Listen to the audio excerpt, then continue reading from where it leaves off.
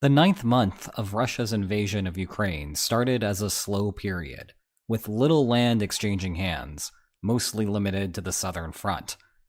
This appeared to be a disappointment for Ukraine, after September saw Ukraine recapture 1.76% of its territory, and October saw another 0.42%. But in fact, Ukraine was slowly trapping Russia into an untenable position in the key strategic city of Kherson. And indeed, on November 9th, Russia announced its withdrawal. Ukraine had won it back without a bloody showdown. But that's the end of a longer three-act story about how Ukraine accomplished its goal. Let's go through the full strategy and talk about what might happen next. Act 1. The Kherson Feint. Oddly, this story begins with Kherson being a distraction for another attack. Like the end of October, most of the summer was a slow period for the war, with the lines of control staying mostly constant, and Ukraine focusing on training a functional army to eventually unleash on Russia. By September, though, Ukraine had found its opening. We've discussed this strategy at length before, but the short version of it is this. Kherson sits on the northern side of the Dnipro River. Russia found itself there in part because of early dreams of capturing Odessa, and in part because Moscow wanted to deny Ukraine access to the Black Sea via the Dnipro. But it was a decidedly inconvenient place for Russia to stay. To service the Russian occupiers, there's only one very helpful road bridge next to the city. One bridge somewhat close to the city but starting to get out there, and for rail only.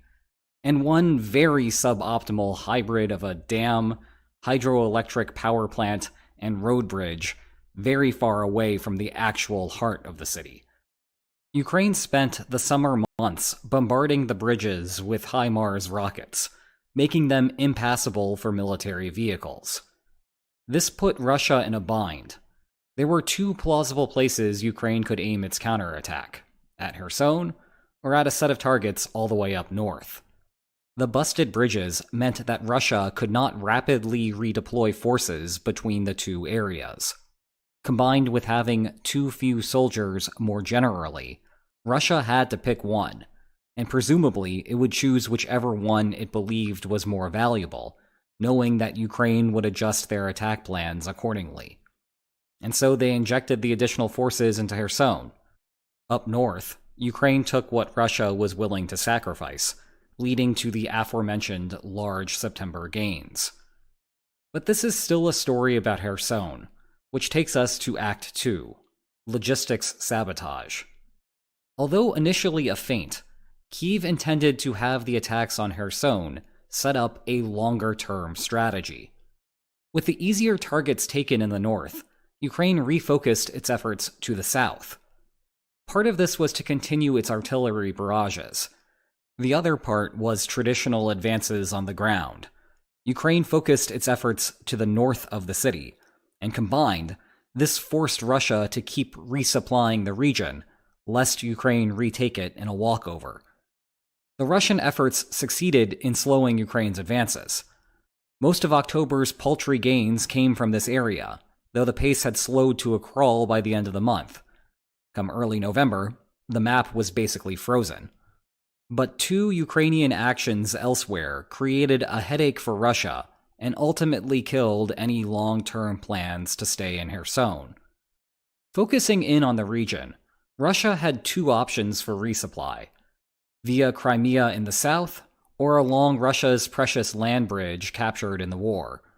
Ukraine's counterplay on the first option was the well-known attack on the Crimean Bridge on October 8th. Technically, we still don't know who is responsible, but Ukraine tweeted out how it was a sick burn and released this postage stamp to commemorate the event, so we can draw our own conclusions. Prior to the war, the bridge was the only practical way for Russia to make deliveries to Crimea. After the war began, it turned into a critical resupply route for the southern front. But the October 8th blast destroyed the roadway in one direction for car travel, damaged the other, and also caused problems for the parallel rail bridge. It is unclear exactly how bad this has affected Russia's military, but it certainly hasn't helped. More subtly, the September counteroffensive up north targeted rail hubs, hindering Russia's ability to supply its freshly annexed regions. Since then, Ukraine has focused steady artillery barrages on Russia's rail lines, running up and down the land bridge. The strategy here is the same. Hitting rail targets anywhere has spillover effects everywhere along the front lines by slowing movement to a crawl. And all of that forced Russia into a dilemma. Put yourself in Moscow's shoes. Ukraine is pressuring you with soldiers on the ground and with missiles from the sky. Only a couple of months ago, you placed your most experienced soldiers, and therefore your most valuable soldiers, into Kherson city. You don't have a good ability to resupply the soldiers because of the attacks on the rail lines. And once you get the supplies near the city, you don't have an easy ability to go across the river into the city. But the kicker is, you also don't have the ability to go across the river easily and leave the city. That last part is crucial, because it set up Russia for a potentially catastrophic loss. If Ukraine's actions continued for an extended period, the valuable soldiers would eventually find themselves completely outgunned. Yes, the longer they stayed, the longer Russia would keep control over the territory. But the long-term risk, especially with the bridges not facilitating a rapid retreat, was that Russia would either lose them in battle or as Ukrainian prisoners of war. That is why, after Putin ordered the mobilization of 300,000 soldiers in September, Russia appeared to be cycling out its seasoned troops for the fresh faces by the middle of October. This was a pure stalling tactic to keep Ukraine occupied in Kherson, both figuratively and literally, and prevent the Ukrainian army from rapidly recapturing the city, while still guaranteeing that the top troops would live to fight another day. However, even that was untenable, leading Russia to announce the complete withdrawal from the northern side of the Dnipro on November 9th. To cover all of our bases here, Ukraine has expressed some concern that Russia is trying to set a trap by falsely signaling a retreat and secretly leaving irregular forces behind. When Ukraine re-enters, they would then reveal themselves and cause massive casualties. Just something to keep an eye on. With Ukraine retaking Kherson city, the question turns to what will happen next in the war. We start with the materiel gains, or lack thereof. Undoubtedly, the Kherson withdrawal is a major victory for Ukraine, and incidentally, Zelensky's 24-inch pythons. However, it is not the same type of success as what went on up north in September. Back then, the withdrawal was chaotic. Russia left tons of materiel behind that Ukraine was all too happy to integrate into its arsenal. With Kherson, Russia planned the withdrawal for a long time, meaning they are not going to be leaving behind the same level of equipment as before. In other words, Ukraine is going to have to do its Christmas shopping elsewhere. Maybe try the United States? Especially with Democrats doing surprisingly well in the midterm elections? Kyiv will also have to make a decision about how much economic pain it wants to inflict on Russia. This is a tricky strategic question for Zelensky. The dam upstream on the Dnipro sufficiently raises the river's level to reroute water into the North Crimean Canal. The canal was a major source of tension before the war because it previously supplied the vast majority of freshwater to Crimea. But Ukraine created a makeshift dam after Russia annexed the peninsula in 2014. When the war started in February 2022, one of Russia's first actions was to destroy it.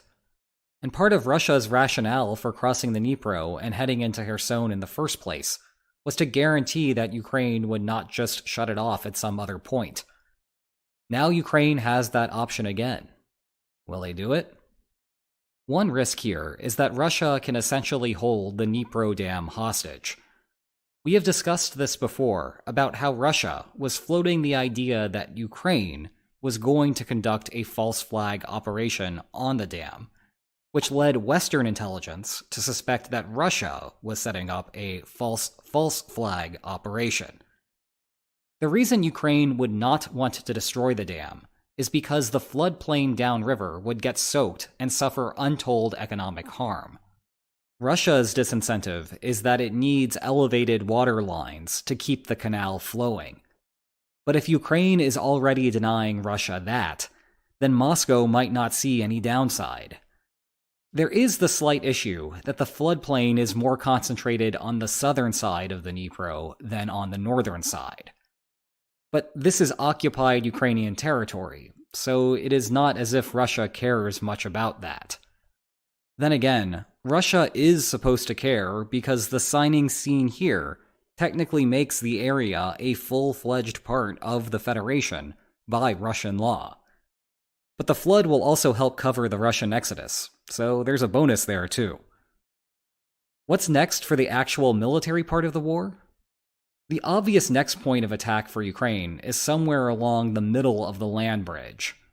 That would cut off the southern tier from reliable resupply, and put the vast majority of the pressure on a single bridge with questionable structural integrity. From there, Ukraine could apply steady pressure to the rest of Kherson Oblast until all Russian forces have left.